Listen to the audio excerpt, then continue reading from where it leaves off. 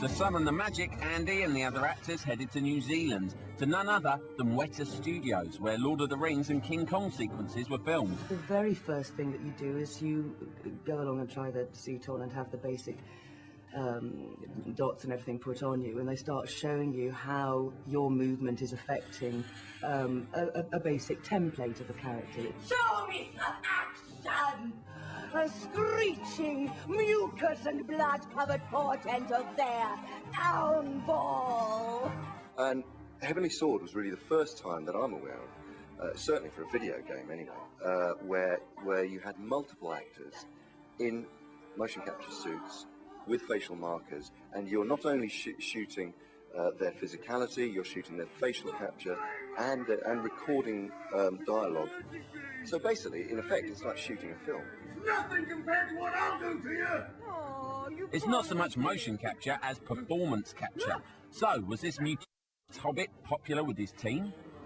It was fantastic, especially with his vast experience in motion capture and also being an actor himself too. It was fantastic. And he just created a great atmosphere, a great working atmosphere, and the way, the working relationship we had with him. He was very laid back about it, but knew exactly what he wanted. Of course he did. He's the king. Kill her! Wipe her out! It is my will!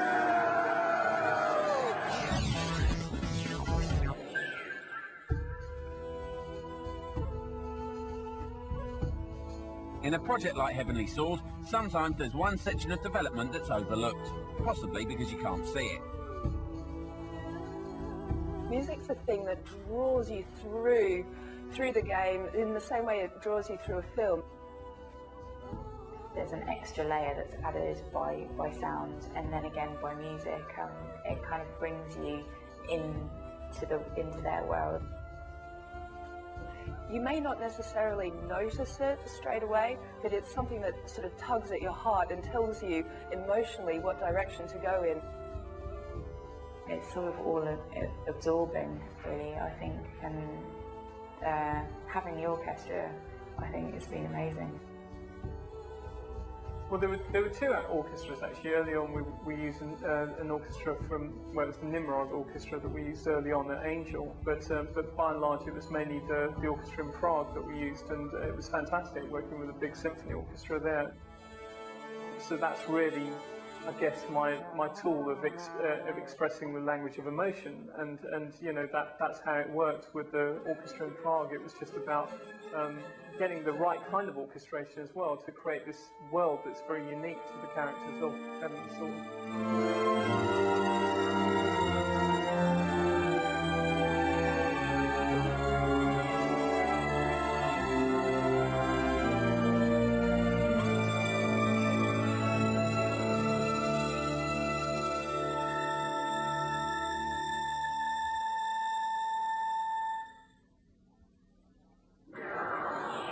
That's it for part one. Join us in part two for an exclusive and explosive demo. And we'll find out if Noriko can beat Lara.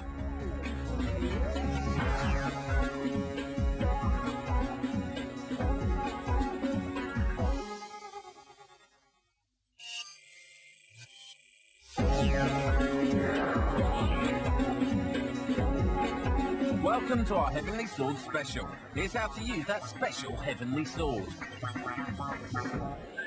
At a secret London location, we managed to get hold of one of Ninja Theory's ninjas. We politely persuaded him to show us something new on Heavenly Sword, and boy, did he have some stuff to show us.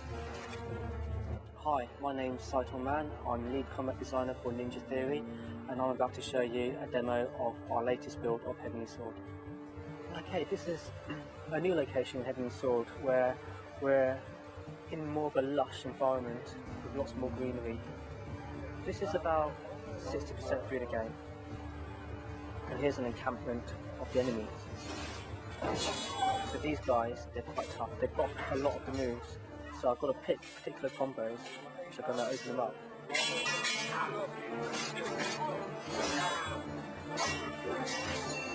Did a quick counter there. Now, following up the move. This guy's a power stance character, So I switched the power stance quickly. I got beaten up. This game's more than just a button masher, purely because of the stance system. You can't just wade in. My tip to really conquering this game is really learning the combo system. There are particular combos which will open up the enemies, and knowing which ones to use against which enemies is vital to your survival.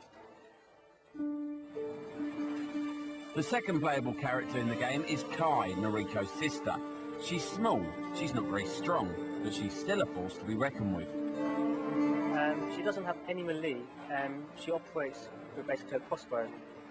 So hitting the left shoulder trigger, I can go into aiming mode, and I can zoom using the right stick. Pressing square will let me shoot, and again I can after touch the arrow with the 6-axis controller. So if I stand behind an object, she'll naturally just instantly crouch, and that gives me cover from enemy shots.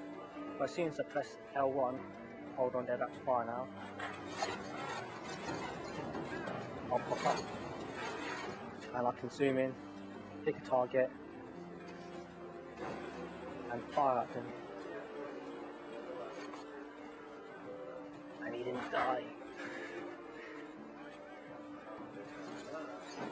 I can take a flaming arrow and take it towards some explosives and take out the guys a lot quicker. So if I go up here, we've got a whole line of them, and just wipe them out in one go. And our friendly ninja didn't stop there. He took us right into the final battle of the game to show us how Noriko likes nothing more than grabbing hold of a massive weapon and pounding the opposition into submission. It's all about the hand movements, apparently. Heavenly Sword is first and foremost a combat game, but there are other sections in the game which we use to break up the combat, such as this section here, where you get to use a cannon to defeat the oncoming army. So here I am, we've got barrels rolling down to defeat our fort, and I've got to use a cannon to take them out. So I can continually hit fire and try to gauge the arc, or I can press and hold the fire button and go into after touch. And in after touch I can steer the cannonball using the 6-axis controller. The idea here is to prevent your fort from being destroyed by the oncoming army, so I've got to take out the catapults as quickly as possible. It's amazing how she has such control over those large natural balls, almost like she's teasing them into the targets. Explosive stuff, I'm sure you'll agree.